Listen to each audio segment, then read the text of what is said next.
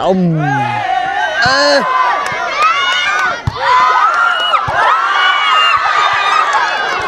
โอ้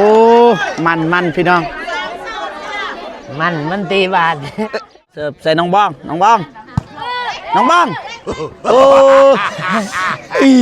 มันมีสัตว์เด็ดบ่มีเลยสอดเด็ดเซตไฮไลท์อย่างบ่มีน้องบ้องบ่ได้สอดจังคือโอ้ยน่าได้ความรู้สึกตื่นเต้นตัวจริงเลยบ่นี่ตีตลอดนี่ไปแข่งตัวจริงตลอดโดยแต่ว่าตัวประกอบประดับเดินเขาซื้อตัวประดับเดินแสดงว่าบ่มีคนบ่ครบเอาสู้เด้อจังได้กับแพ้เขาบ่แพ้จางไอ้หิวเข้าโอ้สายกินพี่น้องเอ้ยไปเข้า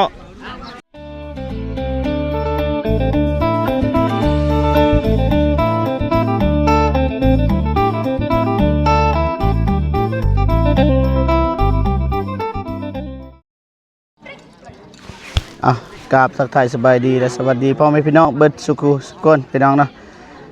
เราเจ็บเดินทางมาหอดบ้านอาหังพี่น้องเนาะแต่ว่าบังเอิญไปเห็นน้องบองกำลังเล่นวอลเลย์บอลพี่น้องเนาะเป็นอะไรเราเจ็บสิพาไปเบิ่งนำกันเลยพี่น้องเนาะไปนี่ นี่คือทีมน้องบองนี่ได้แล้วน้องบองบ่าวเตียงทองโอ้ยเสียสื่อเบิดสบายดีเด้อบ่ฝนใหม่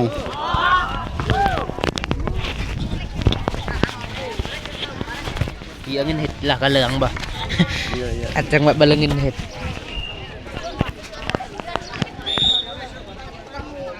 งานนี้ยังบ่เจ็บจังหวะนิดนะ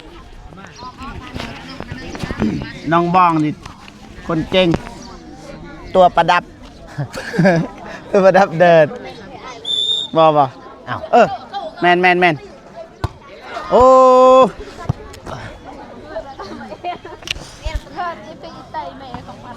สู้เด้อเสียดายเบาตูนประมาณเบาตูนมานี่ชนะมาเสียงามไปโอ้น้องบองสิไปตีเห็นกล่องเลยเต็มเลยอายเพิ่น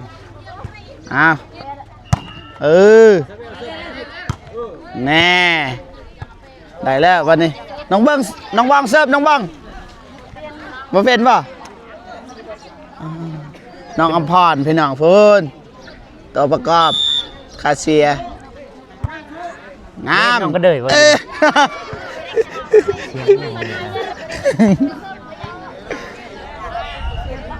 ขักตุ้มเยียดโอ้ถอดเด้อเลื่อมแดดเลยเลื่อมแดดทึกหน้าพี่น้องโอ้ยไตตนเลยบ่ฟ้าเบิ่งกีฬาก่อน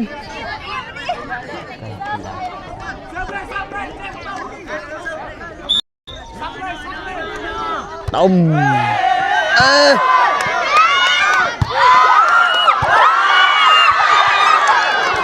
โอ้มันพี่น้องมันตีบาท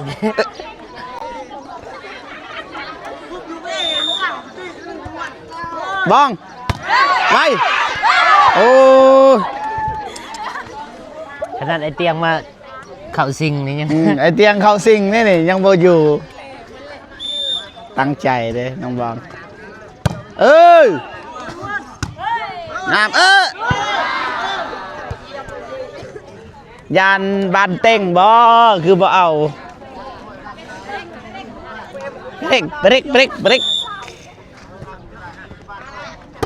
ไปบูเกือบแล้ว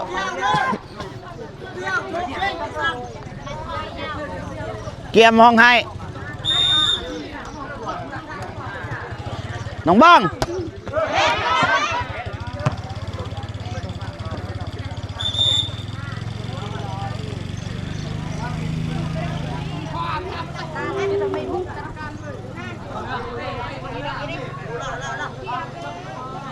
น้องบองเลยผู้ใดน้องบอกซื้อบอกนี่บ่อ๋อนี่บ่น้องบอก สนใจบ่ ฮะ จึงถามสนใจบ่ บ่แสดงว่าเราเก่งสุดเลยในทีมนี่มีแต่เก่งผู้เดียว โอ้ น้ำน้องบอกเอาดื่มน้ำเปรก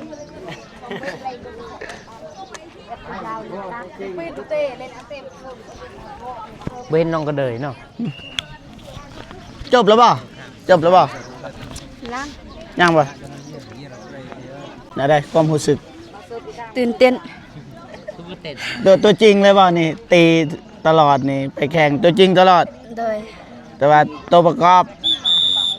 ประดับเดินเขาซื้อ ตัวประดับเดิน โดย อ๋อแสดงว่าบ่มีคน โดย คนประกบเอาสู้เด้อ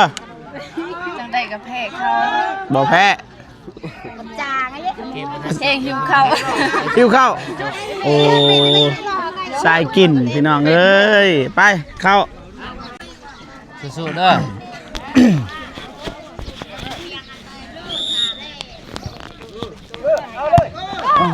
ไม่ตึม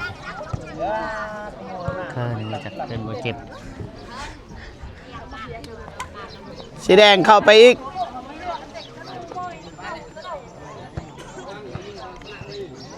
สัญญาณใส่กันว่าสิเอาหรือบ่เอาน้องบ้องโอ้ขัดเลยงาน กับบ่ไหวดอกน้องบอกคนเดียวเต็มเลยพี่น้องพี่อย่าเทิงยังคาเซียนี่เห็นแต่หน่วยตา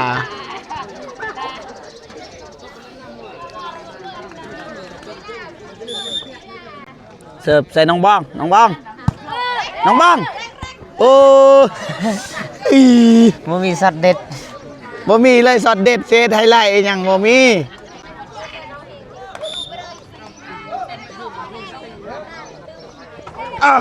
โอ้ตบใส่หน้ากันเลยพี่น้องเลยน้องบองเสิร์ฟนะน้องบองเสิร์ฟน้องบองโอ้ยตนเด้น้องบอกเสิร์ฟตบรถน้องบอกเลยต้มนี่ผู้นั้นได้ ดอกบอกเด้ได้แล้ววันนี้เสิร์ฟกินเลย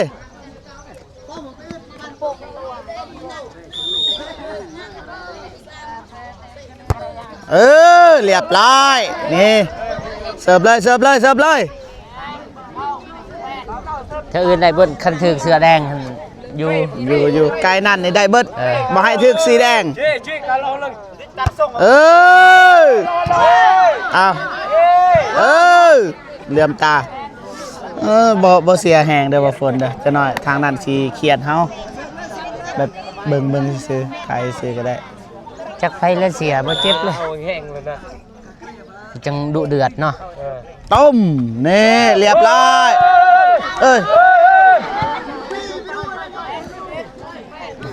นานทานเลยยัง7ลูกคะแนน11-18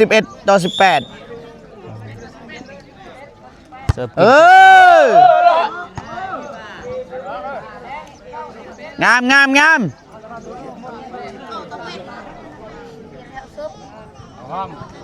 ไปนำบ้านถึงนำหมดแป้งมือลวกไม่มาเปิดวนในตัดปลุ้นเรียบร้อยนี่ขักลายของบอกเอาเสิร์ฟเลย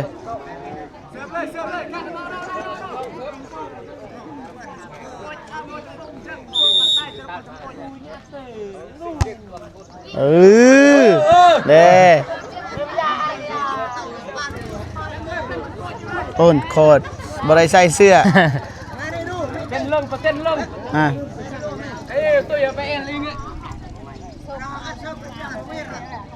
น้องบอกน้องบอก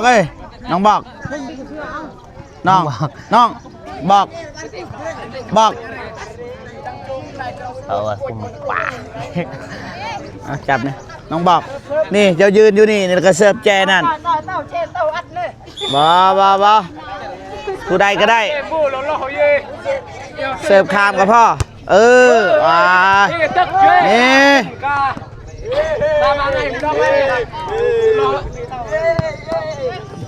โบติงเลยนี่ได้คะแนนย้อนคนอื่นนี่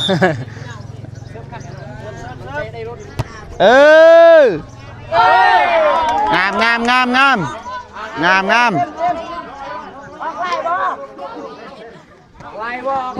งามแกะขีตา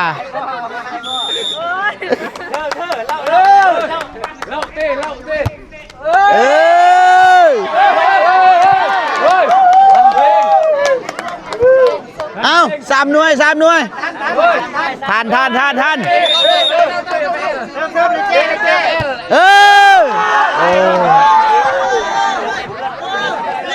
ฟังเรื่องผมเอาละเรื่อง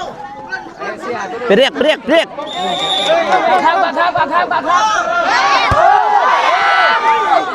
โอ้น้องบองเอ้ยโอ้ต้องเสียปลาต้องเสีย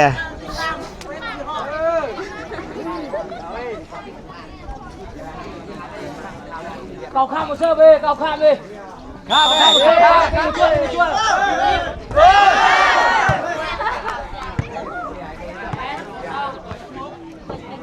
บ่เศร้าน้องบองสู้ๆน้องบองเบิ่งดีเกาข้ามเลยเกาข้ามมาเชื่อไป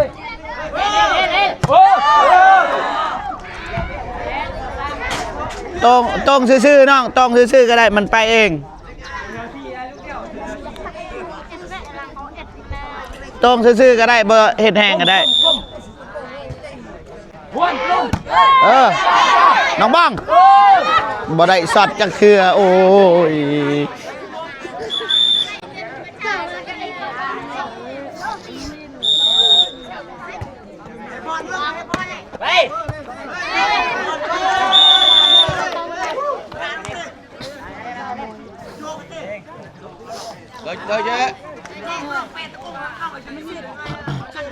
เบิดแล้วเสียแล้วพี่น้องเอ้ยทีมน้องบองตกรอบไปยังน่าเสียดายพี่น้องเอ้ย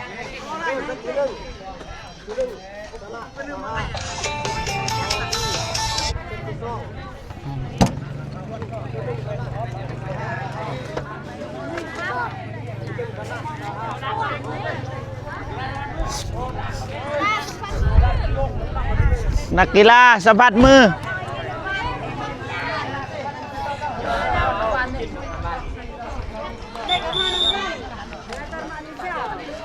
ไปน้องบองสัมผัสมือ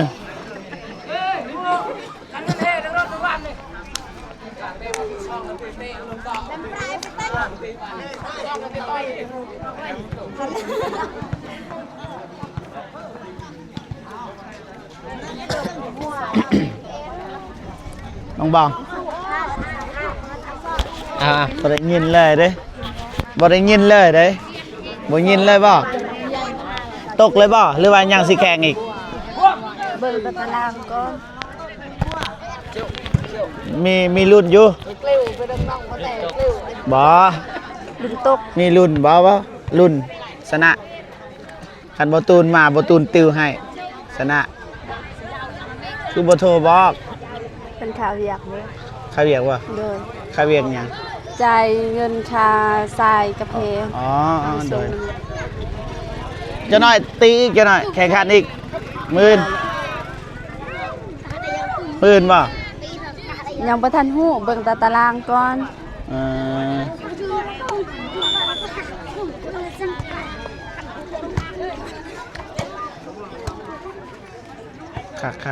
คักแล้ว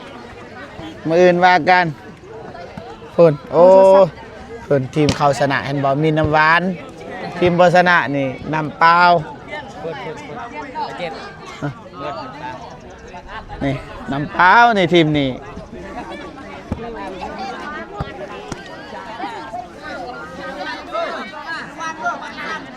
ไปน้องบองเบื้องนั้นน้องพร น้องอำพร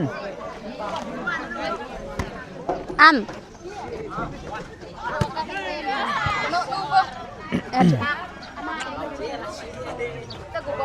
ผู้นี่คือโบตีนี่คือโบลง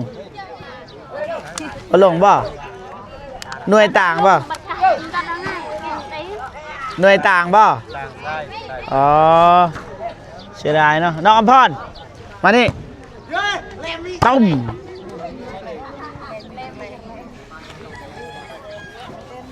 เอาบัตรน้องบองเลยน้องอำพรนี่ เพิ่นบ่เข้าเซานุ่ม หน่วยใด เพิ่นบ่เข้าเซานุ่ม เป็นหยังคือบ่เขา จัก น้องอำพรหน่วยใดคือบ่เขาอ้าวคือเฮ็ดแนวนั้น คือว่าจังสันฮะสั่งคอยอยู่ไหนบ่ตื่น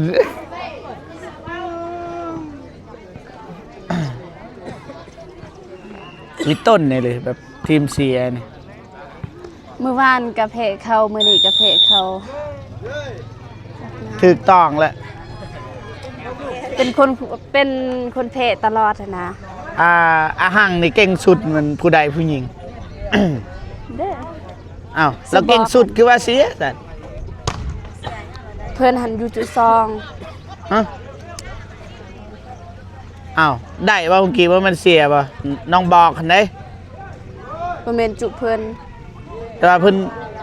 อันนั้นมันจุหนึ่งพวกน้องจุสาม อ้าวว่าน้องบอกเด้ เพิ่นอยู่จุซอง ผู้ตีเมื่อกี้เด้ อันนั้นแม่นอีซื้ออีฟ ใส่น้องบอกผู้ใดอีกวันนี่อันนี้ว่าน้องบอก โอ้ เอาไอ้เจ็บ ผู้นี้แหละ ไอ้เจ็บ อ้ว ถ่ายรูป ถ่ายรูปป่ะมา โดย เข้ามาโอ้กองเฮามันบ่ได้เด้อน้องบอกหนึ่งสองบ่คือกองบ่ตูนกองบ่ฝนไทยนี่ เอาบ่โฟนถ่าย เอาเบิ่งให้มันเห็น ไทย เห็นบ่ บ่มีสาระแน่มื้อนี้พี่น้องเอ้ยว่าสิพาเบาฝนไปหาน้องกระเดยแต่ว่าเจอน้องน้องบองกับน้องอภรก็เลยถ่ายคลิปให้เพื่อนพี่น้องได้เบิ่งพี่น้องนะ แล้ว เบิ่ง อะ ภาพเบิ่งก่อน เสียซ้ำตาลูโตนพี่น้องเอ้ยพูด ละโย ผู้ชายว่าตีจะหน่อยนะทางด้านกันนี่ทีมน้องบองทีมอยู่ด้วยกันเสียน้องบอกโอ้ยเมื่อกี้นี่น้องบอก แม่น เขาคิดว่าน้องบอกในคนตีอยู่ไหนเอื้อยเล่าเอื้อยไผ่แม่นปะนอนทำกันเลยเอื้อยแบบ ไงแบบพี่น้องกัน พี่น้องกันป่ะบัดน้องอันนั้นเด้น้องนี่บ่ได้ตีว่านี่เสือดำนี่จุใดอยู่หน่วยใด ก็ได้ น้องเพชรน่ะนะ เราเอาพัวแล้วเราเขาไม่ยิง โอ้คณะเอาพวกนี่เขาไม่ยิงเลย โดย นั่นเนาะคือว่าสาวหนุ่มทาประทันข่าวมันก็เห็นผลงานก่อนจึงเข้าสาวหนุ่มหรือว่าไม่ยิง บ่มียังให้เด้ว่าสิไปหาน้องก็เดยแต่ว่าเจอน้องตีบานนี่จัดไป มุมหนึ่งอะนะบางที FC อยากเบิ่งอะนะก็ถ่ายให้ แต่ตารางอยู่นี่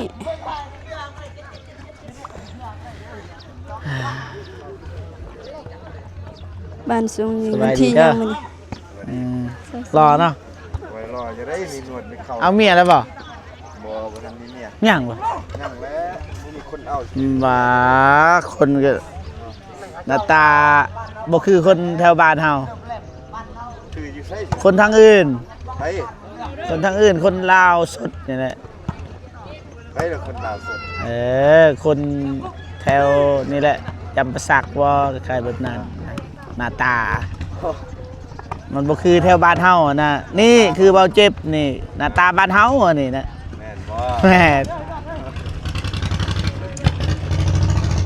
โอเคขอบใจ ใส่ใส่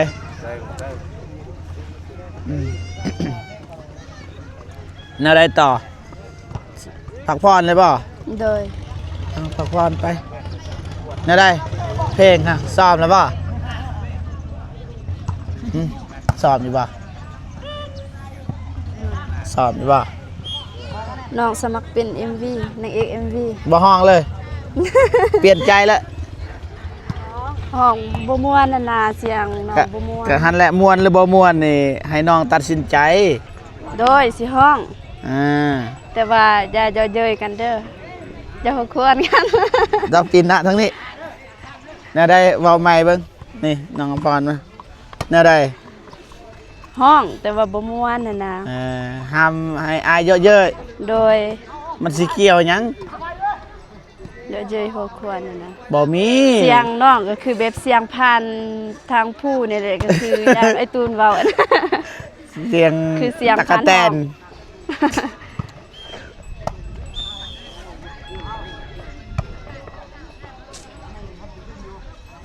โอเคซ้อมเด้อเพลงยังเลยเพลง เบิ่ง ยัง ก่อน สบายดีเด้อ ไปดีเด้อน้อง สบายดีเด้อ ๆแข่งขันเรียบร้อยแล้วบ่ แล้ว ชนะ เพะเขา พรคือบ่ลงครับบ่ได้เข้าสนุก ยังงงอยู่เป็นยังคือบอกเขา เป็นกีฬาของสนุกบ้านเนาะเป็นหน่วย กีฬาสนุกบ้าน กีฬาสาวหนุ่ม บ่ได้เข้าสนุก เพราะว่าช่วงนั้นน้องไปเวียงก็เลยไม่ได้เข้าแม่นใช่ เรียบร้อยบ่แข่งขันตอนแรกเนาะ เรียบร้อยแล้วผู้หญิงแต่ว่าผู้ชายยังผู้ชายเขาแข่งขันกันทุกมื้อเลย ถุงมือเลยเสาแรงเลย โดยตอนเช้าเป็นผู้หญิงตอนแรกผู้ชา ใช่ ย น้องชายอยู่คือบ่เห็น น้องชายผู้ใด น้องชายฮะ บ่มีนะ อ้าย น้องสาว อ้า อ้าย ย อ้ายพี่ชาย อ้ายเตะกระต้อแต่ว่าเขาเตะแล้วหรือบ่ยัง สงสัยก็น่าจะแพ้คือน้อง โอ้น้องบอกฮักกะฮู้คิดว่าคนที่ตีหั่นน้องบอกที่จริงแล้วผู้นั่ง ผู้นั่งอยู่นี่หันเดใส่เสื้อสีดำ ตัวอย่างว่า สู้เหมือนบ่ ตัวอย่างว่าอ้ายสิส่วนแบบจุน้องนี่ตีบานอยู่ทุ่งหวายไปบ่ ไป ตีบานนี่นะเพราะว่าเฮาอยากจุน้องก็ตีคือกันตัวประกอบ น้องบ่ แม่นหรือว่าค่าเสียกองเสียบ่อยากให้เลือกคนเก่งนะเฮาสิไปเอาคันอยู่หั่น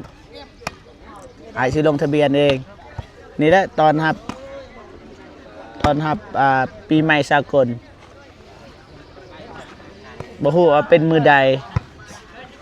ไปบ่2คนนี่ ไป ไปหลายคนน่ะส่วนน้องบอกอย่างงี้แต่ว่าเฮาบ่สนิทบ่ฮู้ว่าน้องเพิ่นสิไปนำหรือบ่สิลองไปถาม โอเคพักผ่อนมาขอบใจหลาย เลย ๆไปถามน้องบอกไปนำกันไปบ่ไปถามน้องบอกว่าสิตีบ่ เป็นงานยังเป็นการแข่งขันกีฬา เป็นงานยังมาจัดกีฬานี่ งานนั่นน่ะ จัดกีฬาแบบแข่งขัน ตอน อ๋อตอนหับยังมันต้องมีงาน บุญบาท บุญบาทมื้อใด เดือน12นี่แหละแต่ว่ายังบ่ทันหูมื้อใด โอ้ เสาร์อาทิตย์หน้า อย่าลืมเด้อ เสาร์อาทิตย์หน้า อย่าลืมเด้อ โดย พูดจะว่าอย่าลืม โดย พูดจะว่าหมายถึงหยัง หมายถึงซอยจุ ซอยจุ ใส่จุ โดยมีบ่ซีนหยัง ก็เรือมีได้เพิ่นว่า น้องก็เด้ออยู่เฮือนบ่โหอยู่บ่ เห็นพอแล้วอยู่นี่มันจะมาเชียร์ฟุตบอล